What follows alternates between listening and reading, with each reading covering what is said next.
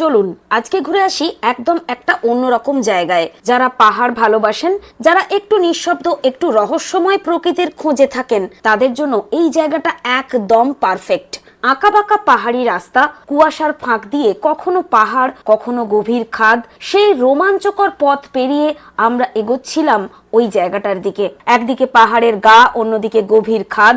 গাড়ি যখন ধীরে ধীরে উঠছিল তখন মনে হচ্ছিল আমরা যেন ধীরে ধীরে ঢুকে পড়ছি এক অচেনা জগতে। মাঝে মাঝে কুয়াশা এসে সব কিছু ঢেকে দিচ্ছিল, রাস্তা, গাছ, এমনকি সামনে চলা গাড়িটাকেও আর দেখা যাচ্ছিল না। আর তারপর হঠাৎ করেই চোখের সামনে খুলে গেল এক অন্য দৃশ্য। চারিদিকে শুধু লম্বা লম্বা পাইন গাছ, এত উঁচু যে মাথা তুলে তাকালেও শেষ দেখা যায় না। মাটিতে পড়ে আছে শুকনো পাইন পাতার আস্তরণ। হাঁটলে এক ধরনের মচমচে শব্দ হয়, যা পুরো পরিবেশটাকে আরো ম্যাজিক্যাল করে তোলে। সবচেয়ে ইন্টারেস্টিং ব্যাপার, এই গাছগুলোর গায়ে সাদা আর নীল রং করা।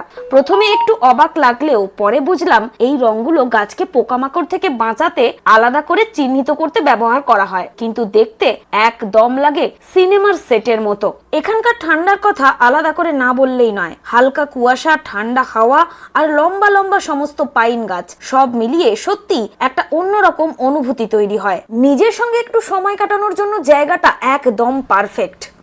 সমতল থেকে এখন আমরা অনেকটা উঁচুতে জাস্ট হাঁপিয়ে হাঁপিয়ে উঠে এসে একটু রিল্যাক্সে এই কাঠের বেঞ্চটাতে বসেছি।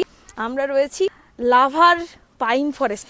সুন্দর একটা পরিবেশ চারিদিকে দেখতেই পাচ্ছেন। এটা হচ্ছে ওয়াচ টাওয়ার, সুন্দর কাঠের সিঁড়ি।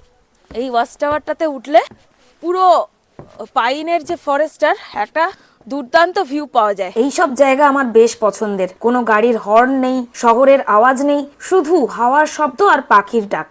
যে কোনো মানুষ যদি শান্তি চায় আর নিজের সঙ্গে সময় কাটাতে চায়, তাহলে এই সব জায়গা তার পছন্দ হবেই। আমরা একটু ভেতরের দিকে হাঁটলাম, দেখলাম সূর্যের আলো গাছের ফাঁক দিয়ে ঢুকে পড়েছে। এক একটা আলোর রশ্মি যেন আলাদা একটা গল্প বলছে। ক্যামেরা নিয়ে যারা আসেন, যারা ছবি তুলতে পছন্দ করেন, তাদের জন্য এটা একদম ড্রিম লোকেশন। প্রত্যেকটা কোণেই যেন এক একটা করে ফ্রেম তৈরি হয়ে আছে।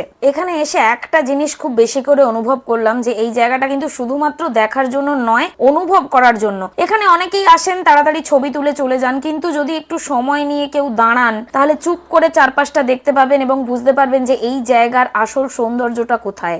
গাছের ফাঁক দিয়ে যখন ঠান্ডা হাওয়া এসে গায়ে লাগে, তখন একটা অদ্ভুত স্বস্তি অনুভব হয়। মনে হয় কাজের সমস্ত চাপ, সমস্ত চিন্তা, জীবনের সমস্ত কিছু টেনশন যেন একটু একটু করে দূরে সরে যাচ্ছে। আরেকটা ব্যাপার হলো, এখানে যদি কেউ আসেন তাহলে একটু সকালে বা বিকেলের দিকে আসার চেষ্টা করলে ভালো হয়, কারণ এই সময় আলো আর কুয়াশার মিশ্রণে পুরো জায়গাটা একদম অন্যরকম হয়ে ওঠে।